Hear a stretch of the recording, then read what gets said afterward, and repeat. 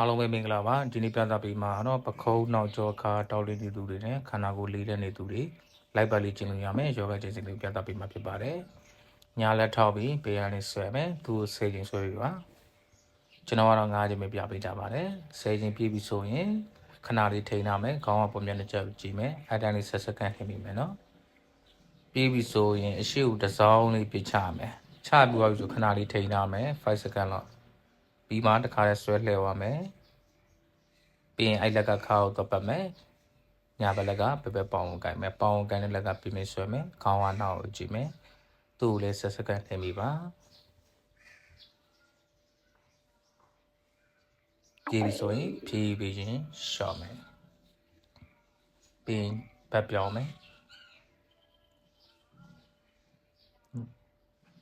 ဆွဲမယ်ဟိုဘယ်ဘက်တောင်စီကြီးကိုအောက်ကိုအကုန်မချဘူးเนาะတောင်စီလေးကိုကွေးုံလေးပဲကွေးထားမယ်ခဏလေးထိန်းထားမယ်အရှူတစ်စောင်းလေးပြန်ပြချရင်လည်းခဏလေးပြန်ထိန်းပြီးထားမယ်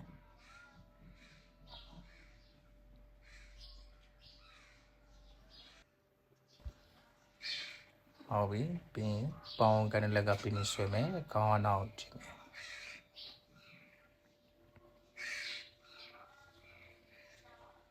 ဟုတ်ပြီဖြည်းဖြည်းချင်းရှော့မယ်အဲ့ဒီတိုင်းလေးညာလက်ဆန်းထုတ်မယ်ကြောနောက်ကွေမယ်ဘယ်ဘက်လက်ကသတောင်စီအပေါ်ကနေပြင်းဆွဲမယ်ရှော့လိုက်တင်လိုက်မလို့ဘူးသူ့လည်း10စက္ကန့်ထည့်ပြီးပါဟုတ်ပြီပြီးရင်လက်ကိုဖြည်းဖြည်းချင်းတက်တဲ့ဆုံးဖြည်းဖြည်းချင်းခွာပြီးရှော့ချမယ်ချိန်ဆွဲပြင်းဆွဲမယ်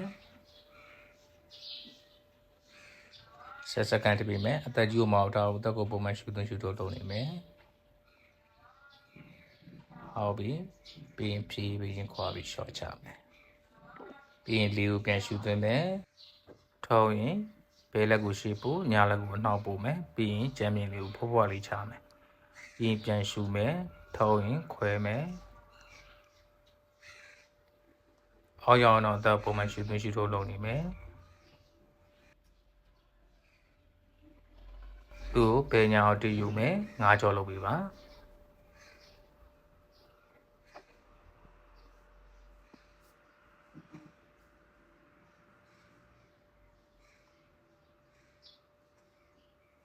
ကြည့်ပြီးဆိုရင်လက်ကိုဖြည်းဖြည်းချင်းခွာပြီးရှော့ချမယ်အားလုံးပဲလိုက်ပါလေးချင်းကြည့်ပါလွယ်လွယ်လေးပါကျေးဇူးတင်ပါတယ်ကိုယ်စိတ်နဲ့ပြန်ချမ်းသာကြပါစေတတ